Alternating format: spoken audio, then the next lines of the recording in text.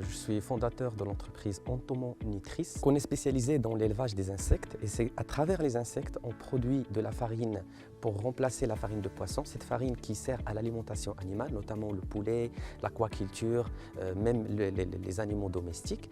Et aussi par les insectes, on peut produire des fertilisants pour l'agriculture biologique. Donc nous, ce qu'on fait, c'est qu'on reprend le modèle naturel. Vous connaissez, dans la nature, il y a des insectes qui sont responsables à dégrader les matières organiques dans les forêts, partout.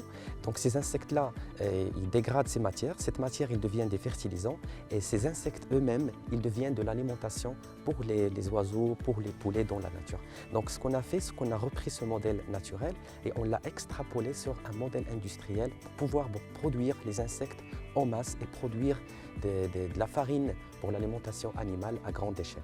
C'est une innovation au Maroc. On est les premières entreprises à produire ce type de fertilisant localement. Et pour pouvoir démontrer l'efficacité de notre produit, il faut vraiment faire des tests, faire des expérimentations, démontrer son impact sur les plantes, sur le sol, sur l'humidité des plantes et sur le fruit en lui-même. Et grâce au laboratoire et l'infrastructure qui est offerte ici à l'université Mohamed VI Polytechnique, on peut effectivement démontrer l'efficacité de nos produits à travers les laboratoires, à travers la firme expérimentale et à travers l'expertise des professionnels et des professeurs de l'université.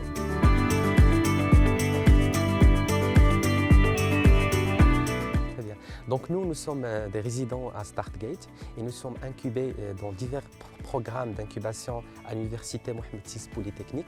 Et notre aventure a commencé pratiquement ici. Donc nous avons été incubés dans 3 programmes d'accélération,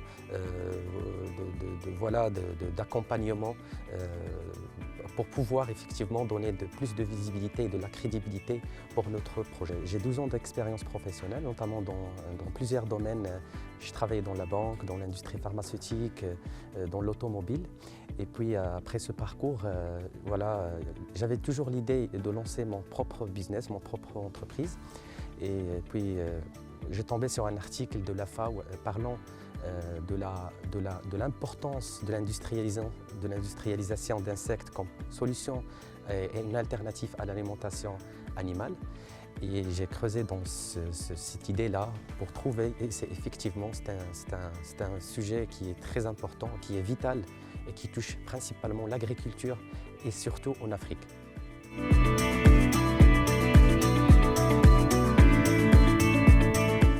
Donc, mon parcours, moi, je suis vraiment orienté business.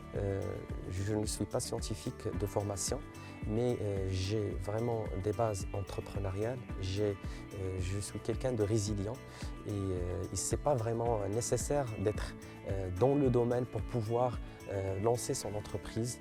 Vous connaissez, il y a pas mal d'histoires dans le monde qui n'ont rien à voir avec leur mode d'activité. Ils ont réussi parce que l'entrepreneuriat, c'est pas vraiment le projet, mais c'est vraiment l'équipe d'abord. Ça c'est vraiment primordial.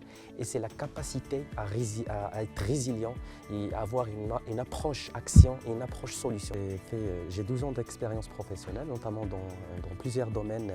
Je travaillais dans la banque, dans l'industrie pharmaceutique, dans l'automobile. Et puis après ce parcours, j'avais toujours l'idée de lancer mon propre business, mon propre entreprise. Et puis j'ai tombé sur un article de la FAO parlant de l'importance de l'industrialisation d'insectes comme solution et une alternative à l'alimentation animale.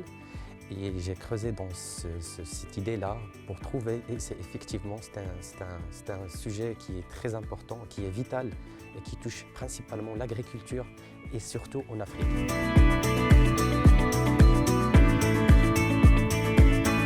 Mon conseil pour l'agriculteur africain, c'est exactement d'adopter des solutions naturelles, d'adopter des démarches durables dans leur agriculture, notamment par exemple recycler leurs déchets. Dans l'agriculture, il y a des écarts agricoles. Ces écarts-là, malheureusement, ils sont jetés dans la décharge ou dans la poubelle.